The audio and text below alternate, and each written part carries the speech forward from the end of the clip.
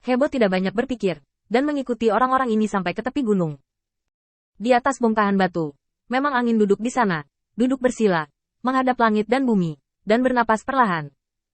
Selama proses ini, tidak hanya pengikut kuil penguasa cahaya yang tidak datang untuk mengganggu, tetapi bahkan Hebo berdiri diam di tempat, menunggu Qin Yichen menyelesaikan pekerjaannya terlebih dahulu. Setelah menunggu setengah jam, Qin Yichen membuka matanya dan melihat ke belakang.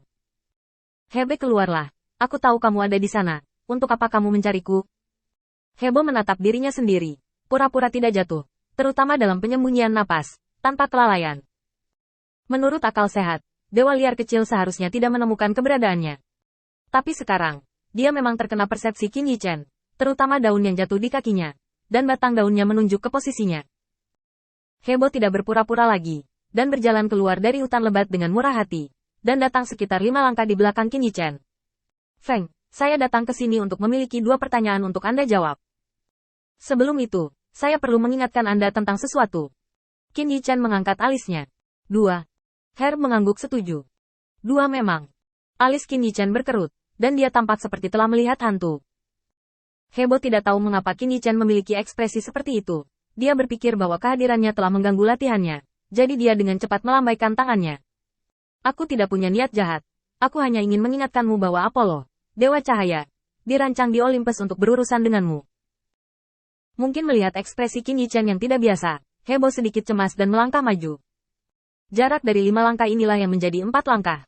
Cahaya dingin tiba-tiba terbang dari tangan Hebo dan langsung menembus dada Qin Yichen. Qin Yichen menundukkan kepalanya dan melihat ke arah tentara Tao yang menusuk dadanya. Itu dibuat khusus dan menyebar langsung dari saat ia tenggelam ke dalam tubuh. Kecepatan mereka bahkan lebih cepat daripada pertahanan aura Qin Yichen. Hanya dalam beberapa saat, tubuh Qin Yichen benar-benar ditembus oleh prajurit Tao yang aneh ini, dan dia tidak bisa lagi bergerak. Ledakan. Suara kecil ini terdengar, dan darah memercik ke wajah Hebo. Sentuhan hangat membuat Hebo kembali sadar. Dia menatap kosong ke arah tentara Tao di tangannya, dan melihat angin yang telah berubah menjadi sepotong daging cincang dan segar. Lututnya melunak dan dia berlutut tegak. Tangan. Yo, sepertinya aku terlambat selangkah. Apollo, Dewa Cahaya, muncul di samping Hebo dengan ekspresi tenang, sudut mulutnya sedikit terangkat. Bawahanku diperintahkan untuk datang dan memanggil Lord of Light untuk kembali ke Direktur Olympus. Sayangnya, dia telah dibunuh olehmu, tetapi kamu tidak perlu khawatir. Dalam kapasitasmu, Lord Zeus tidak akan melakukan apapun untuk Anda.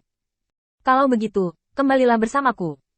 Setelah itu, Apollo, Dewa Cahaya, mengulurkan tangannya, meraih Hebo dari tanah, dan meninggalkan bidang bintang tanpa melihat ke belakang. Hanya mayat-mayat yang berserakan di mana-mana yang tersisa. Setelah keduanya benar-benar pergi, langit kosong tiba-tiba terbuka, dan Qin Yichen berjalan keluar dengan kepala terangkat tinggi. Dia melirik manusia yang ketakutan di bawah, suaranya setenang biasanya. Ada kontradiksi di kuil, dan manusia dapat diselamatkan dari bencana jika mereka mundur. Setelah berbicara, Qin Yichen terjun ke kuil penguasa cahaya. Dewa Cahaya, Apollo, memiliki pikiran buruk padanya. Qin Yichen telah mengharapkan ini, tetapi mengapa Hebo, Dewi Pemuda, terlibat? Dan masih dengan cara ini. Saat Qin Yichen kembali ke kedalaman kuil penguasa cahaya, Athena menyesap perlahan cangkir tehnya. Aku benar. Jika aku tidak mengingatkanmu, hari ini adalah awal dari kehancuran kuil penguasa cahaya. Apollo, Dewa Cahaya, dan Hebe, Dewi Masa Muda, kedua anjing ini bercampur menjadi satu, dan baunya benar-benar mirip satu sama lain. Satu didedikasikan untuk Zeus di permukaan, yang lain untuk apa yang disebut keadilan dan kebenaran, tetapi diam-diam menyerang dan merencanakan cara tercela seperti itu. Qin Yichen tidak menjawab kata-kata Athena, mengerutkan kening dan duduk, menyisir semua yang dilihatnya sedikit demi sedikit. Prajurit Tao yang dilemparkan Hebo sangat unik. Mereka termasuk tipe yang akan dihancurkan bersama dengan tubuh dan jiwa. Jika mereka ditempatkan pada orang biasa atau dewa liar, kematian tubuh atau dewa pada dasarnya berarti kematian. Hanya jiwa, manusia tidak bisa bertahan lama.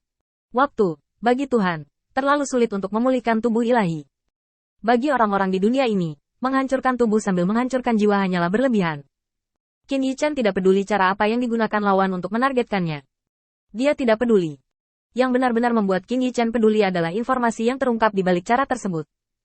Apollo, Dewa Cahaya, adalah penghalang terbesar baginya untuk kembali ke Olympus. Entah dia mati atau mati, jika tidak, pertempuran tidak akan mungkin dihentikan. Kedua, Sebagai salah satu dari 12 dewa utama, Heber benar-benar ingin melakukannya untuk dirinya sendiri. Jadi mengapa repot-repot? Untuk menghadapi dewa liar kecil dengan kekuatan dewa utama, jangan terlalu sederhana. Qin Yichen sudah merasakan ini dengan sangat jelas di Athena. Hanya mengandalkan Woster yang mengendarai sayap, dia bisa menyegel retretnya. Jadi mengapa repot-repot? Kau tidak mencoba membebaskan Hebe atau Apollo, kan? Athena tampak seperti dia telah melihat hantu, dan menatap Qin Yichen dengan tatapan kosong. Aku mungkin juga memberitahumu bahwa dalam adegan yang aku ramalkan, kamu dan Heber adalah musuh. Dia terlalu muda, dan dia hanya ingin mengubah apa yang dia lihat dengan caranya sendiri. Athena mengangkat jarinya dan perlahan menunjuk ke Qin Yichen. Kamu hanya salah satu dari mereka. Qin Yichen benar-benar mengabaikan kata-kata Athena. Pada saat ini, meskipun Qin Yichen yakin bahwa Athena tidak memiliki pikiran buruk tentangnya. Tapi Qin Yichen ingin memastikan banyak hal dari kejadian ini. Yang paling penting adalah seberapa banyak perkiraan Athena dapat dilihat. Dapatkah Anda melihat esensi melalui permukaan? Dalam proses berpikir, campur tangan Athena harus dikecualikan. Jika tidak, berpikir 10.000 kali pun tidak akan berpengaruh.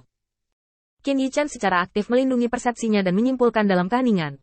Apa yang Athena lihat adalah Hebo tertembak dan pergi bersama Dewa Cahaya. Kemungkinan macam apa yang ada di bawah penampilan seperti itu? Pertama-tama, masalah terbesar adalah waktu ketika Hebo menembak. 5 langkah dan 4 langkah. Tidak ada bedanya dengan Tuhan. Itu lebih seperti jarak 4 langkah ini memicu jebakan. Benar saja, tanpa campur tangan Athena, kecepatan inferensi Qin Yichen sedikit lebih cepat. Mengikuti ide ini, hubungkan dengan adegan yang Athena katakan padanya. Sebuah pemikiran berani muncul di benak Qin Yichen, dan dia tiba-tiba menatap Athena. Saya akan mengajukan pertanyaan kepada Anda sekarang. Apa yang Anda katakan kepada saya? Ketika Hebe dan Apollo, Dewa Cahaya, memasuki kuil Olympus, di negara bagian apa Hebe? Apakah dia berdiri di sisi Apollo? Atau apakah dia berdiri di samping Apollo? Samping. Di tempat lain,